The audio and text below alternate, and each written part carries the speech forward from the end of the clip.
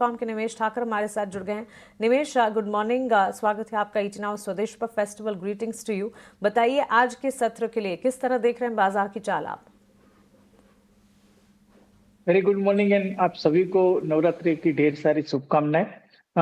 देखिए, मार्केट में जिस तरह से हम लोग देख रहे हैं कि जो वोलेटिलिटी है, कहीं ना कहीं मुझे लग रहा है कि मार्केट में एक अच्छा रनअप आ गया था और ये रिसेंटली जो कुछ भी करेक्शन है, अब निफ्टी एक अच्छे सपोर्ट के पास ट्रेड कर रहा है। तो नीचे में मानता हूं कि 25,100 जो है वो एक स्ट्रॉन्ग सपोर्ट कंसिडर किया जाएगा, क्योंकि अर्लियर हम लोगों ने देखा था कि 25,100 को ब्रेक करने में काफी दिक्कतें आई थी। तो अब मैं मानता हूं कभी ये जो रेजिस्टेंस था वो भी सपोर्ट बन गया और यहाँ से निफ्टी के अंदर हम लोग जो है वो यहाँ से बाइंग आते हुए देखेंगे।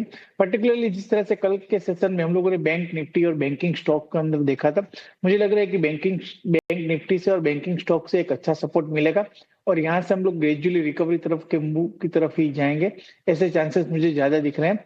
तो ऑल ओवर सेटअप पॉजिटिव है, लॉन्ग टर्म स्ट्रक्चर पॉजिटिव है, शॉर्ट टर्म के अंदर एक अच्छे सपोर्ट के पास ट्रेड कर रहा है। तो यहाँ से मैं बाई रिकमेंड करूंगा, निफ्टी के अंदर यहाँ से बाई करके चले जाए। अगर ये गैप अप ओपनिंग जो अभी 80 पॉइंट के आसपास दिखा रहा है, अगर नीचे निफ्टी 25,100 के आसपास ओपन होती है तो डेफिनेटली यहाँ से निफ्टी को लॉन्ग करके चलना चाहिए और ऊपर मैं मानता हूँ कि 25,400 तक के लेवल आने वाले दिनों में देखने को मिल सकते हैं। इम्पोर्टेंट लेवल्स निफ्टी बैंक की निमेश जी की तरफ से। निमेश जी, आपके टेक्निकल पिक्स क्या रहेंगे? देखिए, दो पिक है, दोनों बाय रिकमेंडेशन है। सबसे पहले कल हम लोगों ने दो सेक्टर्स में से एक अच्छा मूवमेंट देखा। सबसे पहला ओएमसी से, ऑयल मार्केटिंग कंपनी के अंदर आप देखिए तो एक अच्छा चार्ट स्ट्रक्चर सेटअप हुआ है तीनों कंपनियों के अंदर और मुझे लग रहा है कि यहाँ से ओएमसी जो है वो एक अच्छा कर सकती है। तो बीपीसीएल के अंदर करंट लेवल से बाय रिकमेंडेशन है। स्टॉक ने 200 दिन की एवरेज के पास एक अच्छा सपोर्ट लिया है और double bottom kind of structure भी बनाया है और लॉन्ग टर्म स्ट्रक्चर भी काफी स्ट्रॉन्ग दिख रहा है। तो बीपीसीएल यहाँ से बाय रिकमेंडेशन है। नीचे की तरफ 320 का एक स्टॉप लॉस लगाना है और ऊपर मैं मानता हूँ कि 345 355 तक के लेवल आने वाले दिनों में या पोजिशनल बेट के ऊपर देखने को मिल सकते हैं। और दूसरा है केनरा बैंक। केनरा बैंक का चार्ट स्ट्रक्चर देखिए, काफी स्ट्रॉन्ग स्ट्रक्चर है और स्टॉक ने अभी एक जो रिसेंटली एक जो स्विंग का हाई था उसका कल के सेशन में विथ स्ट्रॉन्ग वॉल्यूम ब्रेकआउट भी दिया है। पिछले 3-4 दिन से आप देखिए तो काफी स्ट्रॉन्ग वॉल्यूम चल रहा है। तो मेरा मानना है कि ये मोमेंटम और भी बरकरार रहेगा।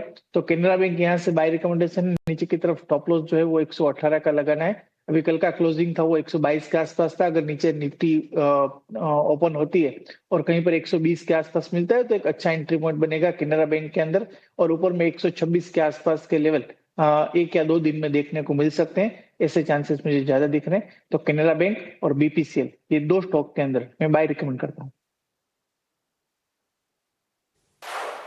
ठीक है, केनरा बैंक और बीपीसीएल ये दो शेयर हैं जिस पर निमेश जी की खरीदारी की राय है। बैंकिंग स्पेस में ही एक और राय चाहिए आपसे निमेश जी, और वो है एसबीआई का। 52 हफ्ते के ऊपरी स्तर के आसपास ये शेयर पहुंच गया है और पिछले 5 सत्र में करीब करीब 5% चल गया है। 8 लाख करोड़ का मार्केट कैप रीगेन कर लिया इसने और उम्मीद ये की जा रही है कि आरबीआई से अगली पॉलिसी में एक और रेट कट आने वाला है 0.25% का। देखते वो तो आगे की बात है क्या होगा, लेकिन शेयर ने बड़ा बढ़िया हमने देखा कि जो फंसता था ना 820-25 वो तो काफी पहले पार कर लिया और अब 875 रुपए के आसपास है शेयर। एसबीआई में क्या आपकी रणनीति होगी? क्या एसबीआई में ये तेजी की चाल हम आगे भी देखेंगे और क्या इसमें बाइंग इनिशिएट करनी चाहिए? देखिए, अभी देखिए एसबीआई के अंदर अभी जिस तरह से चार्ट स्ट्रक्चर है, एक इससे पहले 875 से स्टॉक के अंदर हम लोगों ने करेक्शन देखा था। तो अभी एक स्विंग का एक रेजिस्टेंस एरिया के पास ट्रेड कर रहा है। मैं थोड़ी वेट एंड वॉच करूंगा क्योंकि कल के सेशन में एक अच्छा मूव दिया था, बट अगर आज के सेशन में भी ये फॉलो बाइंग कंटिन्यू रहता है और 875 के ऊपर अगर स्टॉक निकलता है तो स्टॉक के अंदर ब्रेकआउट जो है वो कंफर्म होगा। तो अभी फिलहाल एक छोटे से रेजिस्टेंस के पास स्टॉक ट्रेड कर रहा है। तो यहाँ से अभी 870 के पास आपको फ्रेश एंट्री नहीं लेनी है। अगर आपको फ्रेश एंट्री लेनी है तो 855 के आसपास एंट्री ले सकते हो। अदरवाइज 875 के ऊपर अगर ब्रेक करता है तो एसबीआई के अंदर एक ब्रेकआउट कंसिडर होगा और स्टॉक के अंदर बड़ा रनअप मैं मानता हूं कि ऊपर में 920 तक देखने को मिल सकेगा। तो फिलहाल स्ट्रक्चर बुलिश है, चार्ट बुलिश है, ब्रेकआउट के वर्ज के ऊपर है, बट ओनली ब्रेकआउट का वेट कर रहे हैं हम लोग। तो अगर 875 के ऊपर निकलता है तो एसबीआई के अंदर बाय रिकमेंडेशन है।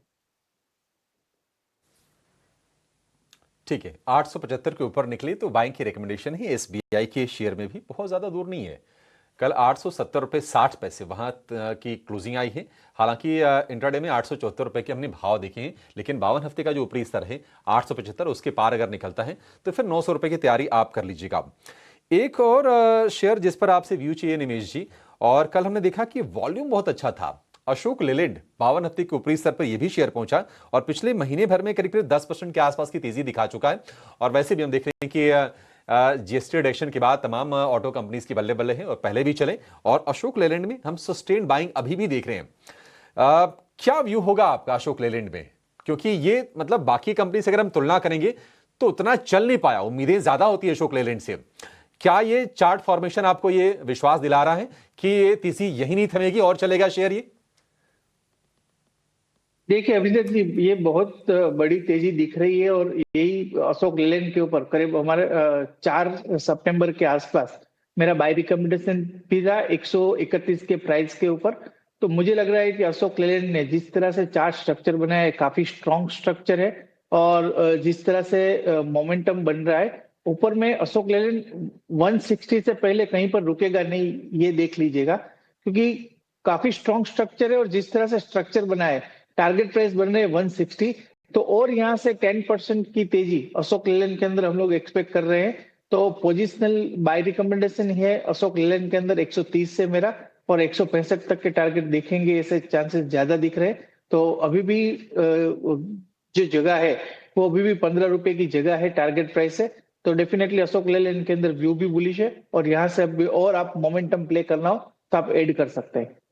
मोमेंटम दिखेगा, फर्दर अपसाइड एंटिसिपेटेड है। निमेश, क्विकली आपके स्टॉप लॉस भी बताइए। 144 के लेवल्स पर कल क्लोज हुआ था, यहाँ से ऊपरी टारगेट्स तो आपने बताया, स्टॉप लॉस क्या होंगे?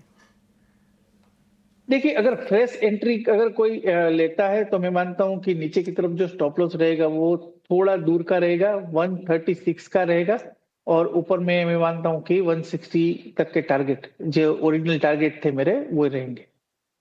पर स्ट्रैटेजी निमेश की तरफ से trading ideas and stock specific बातचीत लगातार जारी है, लेकिन इस बीच